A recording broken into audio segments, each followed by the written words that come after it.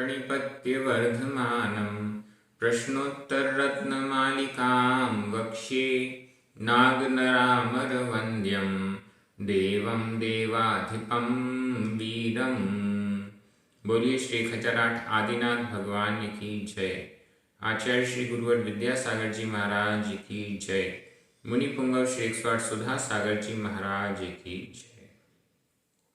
हम सभी बड़े सौभाग्यशाली हैं जो हमें राजर्षि अमोघ वर्ष का महान ग्रंथ प्रश्नोत्तर रत्नमालिका के अध्ययन का अवसर मिल रहा है।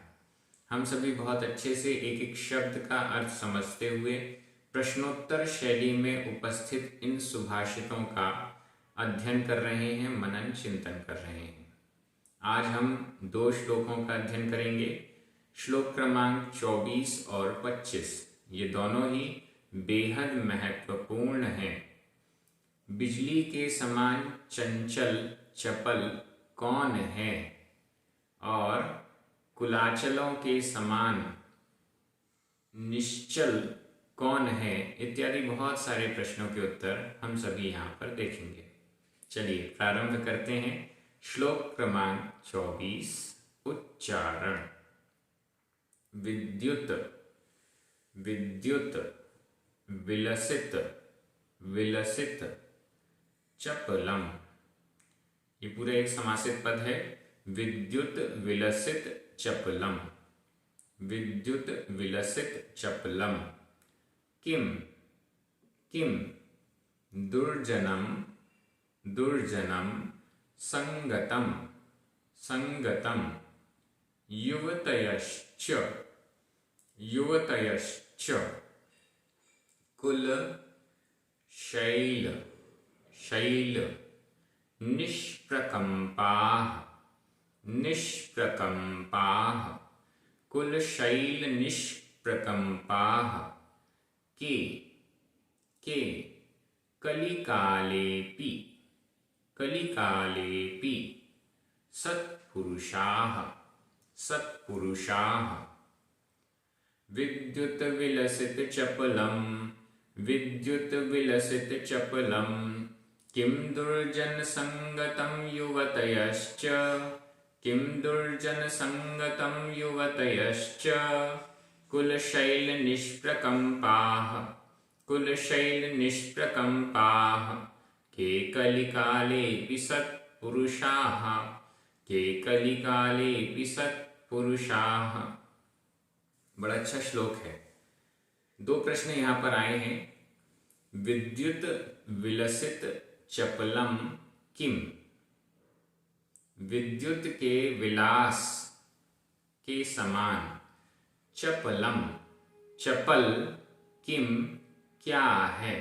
विद्युत यानी बिजली, बिजली का विलास, विलास का मतलब है चमकना। आकाश में कभी बिजली जब चमकती है तो कितना जल्दी बस चमकी और 1 सेकंड में ही गायब हो गई, तो उसे कहते हैं बिजली का विलास, विद्युत विलसित। और उसका चपलम चंचलता, चपलता बस आई और गई, मतलब ज्यादा लंबे समय तक ठहरने वाली नहीं है। विद्युत के विलसित चपलम, विलसित यानी विलास के समान, बिजली के चमकने के समान चपलम चपलता, चंचलता। किम क्या है, बिजली के चमकने के समान चपलता क्या है। यह हमारा पहला प्रश्न है। यहां पर तात्पर्य है कि जैसे बिजली चमकी और फिर इधर उधर हो गई, वैसे ही चंचलता कहां पर है, चपलता कहां पर है। इस चंचलता और चपलता से हमको बचना है। ऐसी कौन सी चपलता है जो हमें ठग रही है या ठग सकती है, जिससे बचना आवश्यक है। बहुत अच्छा उत्तर दिया गया है। दुर्जन संगतम, दुर्जन संगतम, दुर्जन की संगति, दुर्जन व्यक्ति। दुर्जन कौन है, वही जिसे खल कहा गया है। वही जिसे दुष्ट कहा गया है उसे कहते हैं दुर्जन। सज्जन का उल्टा दुर्जन। दुर्जन व्यक्ति, दुष्ट व्यक्ति, उसकी संगति, उससे मित्रता, उसके साथ रहना, उसके साथ कोई भी कार्य करना, दुर्जन की संगति में रहना, दुर्जन की संगति बिजली की चमक के समान ही चंचल है। कब वो हमारे साथ क्या व्यवहार कर रहा है इसकी कोई गारंटी नहीं है। इतना ज्यादा चपल है, इतना ज्यादा चंचल है वह दुर्जन, दुर्जन की संगति, कि हमें कब नुकसान पहुंचा दे, कब हमारा सर्वनाश कर दे, पता ही नहीं चलता है। ये दुर्जन की संगति है। बिजली कब चमकी पता ही नहीं चलता, इतनी चंचल है। वैसे दुर्जन की संगति, दुर्जन के साथ रहना कब हमारा नुकसान करा देगा पता भी नहीं चलता है। दूसरा, युवतयः च, संधि विच्छेद करेंगे, युवतयः विसर्ग और उसके बाद है च, तो विसर्ग का श हो गया। च है इसलिए ये शक्कर वाला श हुआ है। अगर इसकी जगह कुछ और होता तो अलग अलग विसर्ग के रूप संधियों में बनते हैं। तो यहाँ युवतयः, युवतयः युवतियां, च यानी और युवतियां। दुर्जन की संगति और युवतियां, ये दोनों ही विद्युत की, बिजली के चमकने के समान चंचल हैं। युवतियां, स्त्रियां, महिलाएं, महिलाओं की ओर जाएंगे तो वो पता नहीं कब क्या कर दें। वो चंचलता उनके अंदर होती है जिससे कि व्यक्ति पता नहीं कब कितने नुकसान में चला जाता है। देखिए, इस पूरे ग्रंथ में आपने नोटिस किया होगा कि महिलाओं के बारे में, स्त्रियों के बारे में बार बार बताया गया है, समझाया गया है कि उनसे दूर रहो, उनके द्वारा ललना लोचन बाणैर न च व्यथितः किम गहनम स्त्री चरितम। और अब यहाँ पर बोल रहे हैं कि विद्युत के विलास के समान चंचल कौन है, तो युवतियां हैं, महिलाएं हैं। हमें समझ लेना चाहिए, निश्चित रूप से महिलाएं हमारा हित नहीं कर सकती। महिलाओं के पास यदि गए तो हमारा अहित ही होगा। और महिला से या युवती शब्द से क्या तात्पर्य है? युवती शब्द से तात्पर्य है कि कोई भी स्त्री जो हमारी माता नहीं है, बहन नहीं है, पुत्री नहीं है, कोई भी रिश्ता जिससे हमारा नहीं है, ऐसी युवती हमारे लिए बहुत खतरनाक है। इसलिए हमें क्या करना चाहिए? अगर कोई भी महिलाओं से हमारा संपर्क हो रहा है तो हमें उन्हें माता की दृष्टि से देखना चाहिए, अगर बड़ी हैं तो बहन की दृष्टि से देखना चाहिए यदि बराबर की हैं तो, और पुत्री की दृष्टि से देखना चाहिए यदि हमसे उम्र में छोटी हैं। अगर हम ऐसा करेंगे तो वो जो महिला है वो युवती के रूप में हमारा नुकसान नहीं पहुंचा पाएगी। तो ऐसा हमें करना चाहिए। और इसी प्रकार से तो विद्युत, बिजली के समान चंचलता, चपलता किम, क्या है? वह है उत्तर दुर्जन की संगति और युवतियां। दूसरा प्रश्न, कुलशैल निष्प्रकंपाः। कुलशैल, कुल शैल, शैल का मतलब होता है पर्वत। कुलशैल, कुल पर्वत, अचल भी कहते हैं, कुलाचल, ये शब्द हमने कई बार सुना है, कुलाचल। कुलाचल क्या होता है? कुलाचल वे पर्वत होते हैं जब हमारे इस आर्यखंड में, हम सभी भरत क्षेत्र में रह रहे हैं, भरत क्षेत्र में 6 खंड हैं जिसमें से एक है आर्यखंड, 5 है म्लेच्छ खंड। कुलाचल, कुलाचल पर्वत, इन कुलाचल पर्वतों के कारण क्षेत्रों का विभाग आदि होता है। और ये कुलाचल पर्वत अनादि काल से हैं, अनंत काल तक रहेंगे और निष्प्रकंप होते हैं। निष्प्रकंप का मतलब उनमें कुछ नष्ट होने वाली चीज नहीं है। मतलब जब यहाँ पर प्रलय आती है, आर्यखंड में जब प्रलय आती है, भरत क्षेत्र के आर्यखंड में या ऐरावत क्षेत्र के आर्यखंड में जब प्रलय आती है, प्रलय के समय भी ये कुलाचल निष्प्रकंप रहते हैं। यहां लिखा भी है कुलशैल निष्प्रकंपाः के कलिकाले भी।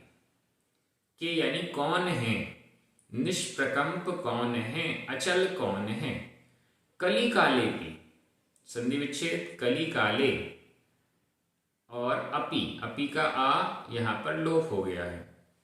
कलिकाले, कलिकाल में, इस कलिकाल में, इस पंचम काल में, पंचम काल को अवसर्पणी का जो यह पंचम काल दुखमा काल चल रहा है, इसको कलिकाल कहा है, कलियुग भी कहा है, कलिकाल।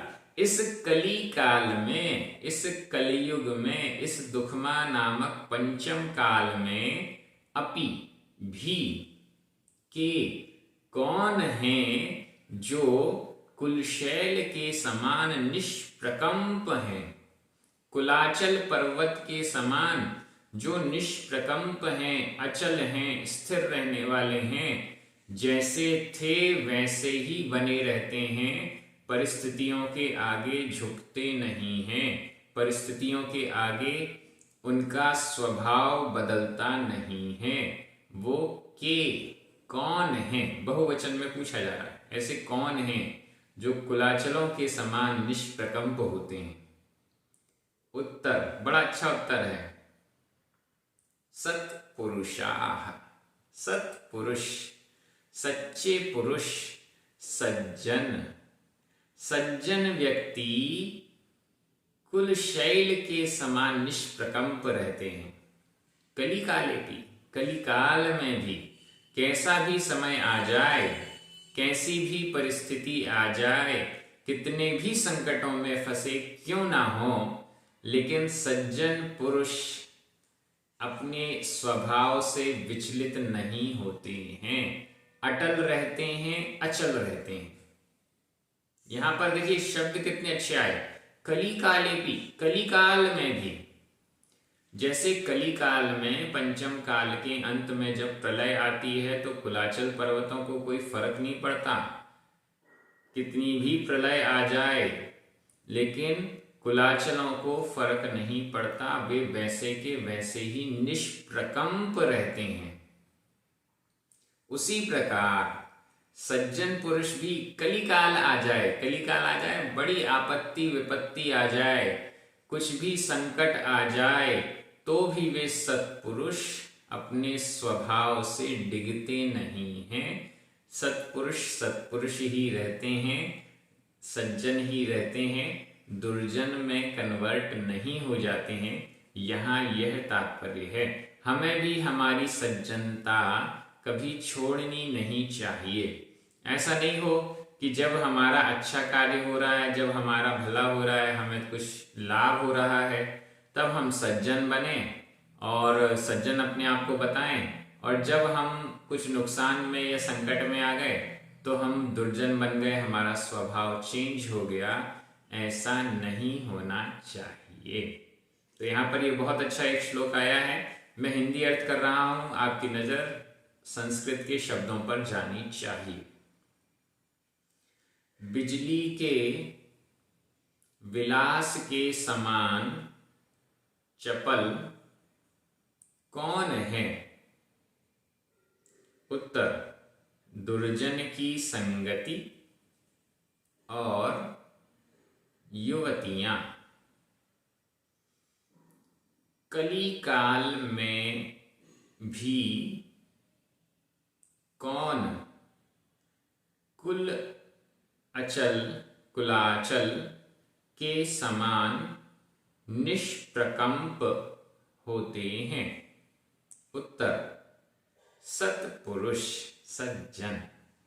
अब हम 25वें श्लोक की ओर चलते हैं। उच्चारण, ये श्लोक भी बड़ा अच्छा है। किम, किम शौच्यम, शौच्यम, औ की मात्रा है, शौच्यम। कार्पण्यम, कार्पण्यम। सति, सति। विभवे, विभवे। किम, प्रशस्य मौदार्यम, प्रशस्य मौदार्यम। तनुतर, तनुतर। वित्तस्य, वित्तस्य। तनुतर वित्तस्य। तथा, तथा। प्रभविष्णोर, प्रभविष्णोर। यहां रेफ है, प्रभविष्णोर। यत् सहिष्णुत्वम, यत् सहिष्णुत्वम। किं शौच्यं कार्पण्यं, किं शौच्यं कार्पण्यं। सति विभवे किं प्रशस्य मौदार्यं, सति विभवे किं प्रशस्य मौदार्यं। तनुतर वित्तस्य तथा, तनुतर वित्तस्य तथा। प्रभविष्णोर्यत् सहिष्णुत्वं, प्रभविष्णोर्यत् सहिष्णुत्वं। बहुत अच्छा श्लोक है। इसमें किम शब्द 2 बार आपको दिख रहा है। 2 प्रश्न तो इसमें हैं ही, लेकिन इसके बाद तथा शब्द भी आया है, तो इससे यहाँ पर 2 के अलावा 4 प्रश्न और हो गए हैं। देखते हैं। सबसे पहला, किम शौच्यम कार्पण्यम। किम शौच्यम, शौच्य। शोचयुक्त, शोचनीय। शौच्यम, शोचनीय, शोक के योग्य। शौच्यम का अर्थ है शोक के योग्य, खेद के योग्य, धिक्कार के योग्य। किम, क्या है। अपन बोलते हैं ना, धिक्कार है उसको। किसको बोलते हैं? जो करने में समर्थ है लेकिन नहीं कर रहा, धिक्कार है। खेद व्यक्त करते हैं, उसकी निंदा करते हैं। तो किम शौच्यम, शोचनीय, शोक के योग्य कौन है, क्या है जो धिक्कार के योग्य है? क्या है भैया? कार्पण्यम, कार्पण्यम। सती विभवे, सती विभवे को भी साथ में लेना है। सती विभवे, विभवे सती, विभव होने पर। यहां पर सप्तमी विभक्ति का एक वचन है, विभवे, विभव होने पर, और सती में भी होने पर, इसमें भी सप्तमी विभक्ति का एक वचन है। विभव होने पर, वैभव होने पर, समृद्धि होने पर, धनवान होने पर भी, धन संपत्ति से सहित होने पर, किम शौच्यम, धनवान होने पर भी क्या शोचनीय है, क्या खेद योग्य है, क्या धिक्कार योग्य है। अब ये प्रश्न पूरा हो गया। उत्तर क्या होना चाहिए? कार्पण्यम। कार्पण्यम का अर्थ है कृपणता, कृपणता, कृपणता। कृपण के भाव को कार्पण्य कहा, उसको ही कृपणता कहा जाता है। कृपणता, कृपणता का क्या मतलब हुआ? कंजूसी। कितनी अच्छी बात है। वैभव संपन्न है, धन संपत्ति बहुत है, लेकिन कंजूसी है, तो क्या होगा? अरे धिक्कार है, उसके रुपए पैसे को धिक्कार है, उसकी धन संपत्ति को धिक्कार है, बेकार है उसका धन संपन्न होना, कंजूस का सेठ बनना धिक्कार के योग्य है, खेद के योग्य है, व्यर्थ है, फालतू है। क्या फालतू कहलाया? अगर धन संपत्ति है, विभव है, लेकिन कृपणता है, कंजूसी है। अब इसकी व्याख्या, कंजूसी क्या कहलाती है, इसकी व्याख्या करने की जरूरत नहीं है। कंजूसी वो कहलाती है जब हमारे पास जेब में पैसे हैं, हमारे पास सारी व्यवस्थाएं हैं, हम धन से, सुख से, समृद्धि से, सभी चीजों से संपन्न हैं, फिर भी हम कंजूसी दिखाते हैं, और अपने समय की कीमत नहीं समझते, अपने धन की कीमत नहीं समझते, धन को अपने समय से ज्यादा समझते हैं। मान लीजिए कहीं पर आना जाना है तो हम क्या करते हैं, किसी भी दृष्टि से लगा लें, कंजूसी का उदाहरण देने की जरूरत नहीं है, सभी जानते हैं कंजूसी क्या होती है। हमारे अंदर नहीं होगी, दूसरे में होगी, तो उसको देख लीजिए, थोड़ा आनंद के साथ वो कंजूसी हमको दिखाई दी जाएगी। तो विभव होने पर भी खेद व्यक्त करने लायक खेदजनक चीज क्या है, वो है कृपणता, कंजूसी। अब इसी को उल्टा कर दिया प्रश्न को, ये तो खेदजनक बात कही, अब प्रशंसा लायक कार्य क्या है? सती विभवे, विभव होने पर, धन संपन्न होने पर प्रशंसा लायक क्या है? किम, क्या? प्रशस्यम, यहां संधि विच्छेद करें, प्रशस्यम औदार्यम, प्रशस्यम आधामा, औदार्यम, औ आधामा और औ मिलकर मां में औ की मात्रा हो गई। विभवे सती, वैभव होने पर, धन संपत्ति होने पर, किम, क्या? प्रशस्यम, प्रशस्यम किम, प्रशस्त क्या है, प्रशंसनीय क्या है, अच्छा क्या है? हाँ, अब ये सब सही है। क्या है प्रशस्य? औदार्यम, औदार्य, उदारता, औदार्य, उदारता, उदारता ही प्रशंसनीय है। उदारता का मतलब सभी के प्रति उदार होना, किसी को कोई आवश्यकता है तुरंत दे दिया, उदार होना, सभी के प्रति अच्छा अच्छा, हाँ इसको ये जरूरत है दे दो, इसको वो जरूरत है दे दो, जल्दी से दे दो, उदारता, इसे कहते हैं उदारता। कहीं भी दान की आवश्यकता है तुरंत वह दान कर दिया, ये कहलाती है उदारता। तो वैभव संपन्न, धन संपत्ति से युक्त होने पर प्रशस्य क्या है, प्रशस्त क्या है, प्रशंसा के योग्य क्या है? तो वह है औदार्यम, उदारता, उदार होना, ये प्रशंसनीय है।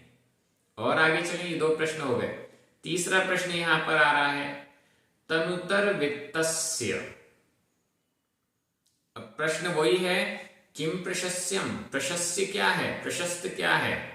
तनुतर वित्तस्य, तनुतर वित्त वाले के लिए। ये तो आपने बोला कि सती विभवे, वैभव संपन्न, बहुत ज्यादा धन संपत्ति है तो व्यक्ति उदार बनता है, बहुत ज्यादा दान देता है, बहुत ज्यादा लोगों की सहायता करता है, दरिया दिली जिसे हम कहते हैं।